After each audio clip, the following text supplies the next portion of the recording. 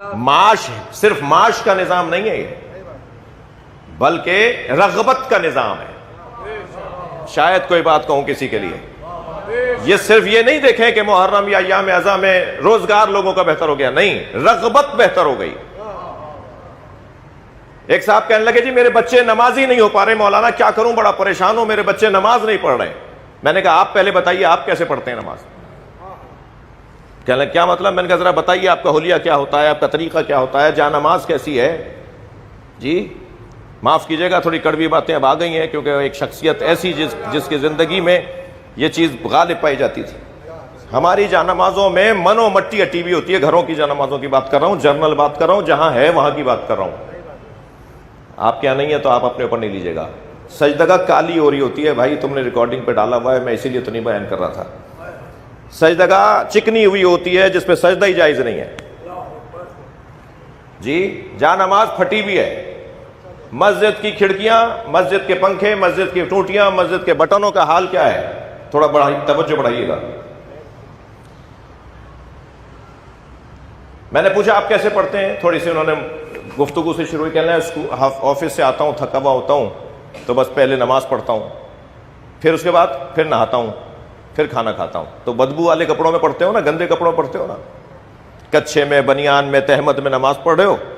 لیکن نہیں، اگر بچہ دیکھے گا کہ ابا غسل کر کے آئے ہیں، اجلے سے کپڑے پہنے ہیں، آئینے کے سامنے کھڑے ہو کے خوشبو لگا رہے ہیں، کنگھا کر رہے ہیں، سنور رہے ہیں، بن رہے ہیں، تو ایسے سنور رہے ہیں جیسے کسی گورنر سے ملنے جا رہے ہو، جیسے کسی وزیر سے ملنے جا رہے ہو۔ اور جب اسے معلوم ہو جائے کہ نہیں گورنر کیا ہوتا ہے بھائی، یہ تو مصلی پہ جا رہے ہیں، یہ تو اللہ کی عبادت کے لیے جا رہے ہیں۔ میں ضمانت دیتا ہوں اور تجربہ کر چکا ہوں، تجربے کرنے والوں کو جانتا ہوں کہ اگر اس اہتمام کے ساتھ آپ اپنے گھر میں نماز پڑھیں گے، بچوں کو جانمازوں سے عشق ہونے لگے گا، بچوں کو عبادتوں سے عشق ہونے لگے گا۔ یہی فارمولہ آپ عزاداری میں لے آئیے۔ کل توفیق ہوئی لاہور لمس کے اندر، میں نے سیمینار سے خطاب کیا، سارے اس کلاس کے بچوں سے گفتگو تھی اور پورا ان کی کرسیاں بھری ہوئی تھیں اور رستے بند ہو گئے تھے، نیچے بیٹھ کر بچے سن رہے تھے۔ میں نے ایک چیز وہاں محسوس کی کہ جو بچے عزادار گھروں کے بچے ہیں وہ پھر محفوظ ہیں۔ ذرا صلوات پڑھ لیں محمد و آل محمد۔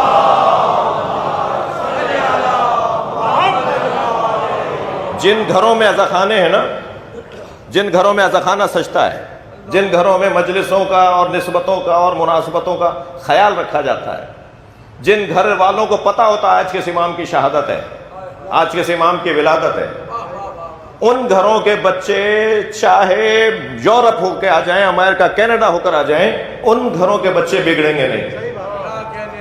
لیکن جن گھروں میں یہ نظام نہیں ہے وہ اپنے مستقبل کے لیے ذرا گھبرا کر بیٹھے ہیں، ان کا مستقبل اچھا نہیں ہے، ان کے معاملات اچھے نہیں ہیں۔ یہ جب گھروں میں عزاداری امام حسین کو دیکھ رہے ہوتے ہیں اور گھروں میں اہل بیت سے وابستگی اور اہل بیت سے وابستگی میں شدت اور اہتمام کو دیکھ رہے ہوتے ہیں، تو یہ بچے گویا علامہ اقبال کے ان دو مصروں پر عمل کر رہے ہوتے ہیں۔ خیرہ نہ کر سکا مجھے جلوہ دانش فرہنگ، سرما ہے میری آنکھ کا خاک مدینہ و نجف۔ اگر ہم اپنی آنکھوں میں مدینہ و نجف کا سرما لگا لیں تو پھر یورپ، امریکہ، کینیڈا ہمیں متاثر کرنے والا نہیں ہے۔ صلوات پڑھ لیں ذرا محمد و آل محمد۔ ایک رستہ اہتمام کے، ایک رستہ اپنے تحفظ کا، عزاداری سید و شہداء کو اہتمام کے ساتھ، اہل بیت سے وابستگی کو اہتمام کے ساتھ جوڑنا، رکھنا، یہ ایک رستہ ہے ہمارے تحفظ کا، ہماری نسلوں کے تحفظ کا، ہمارے بچوں کے تحفظ کا۔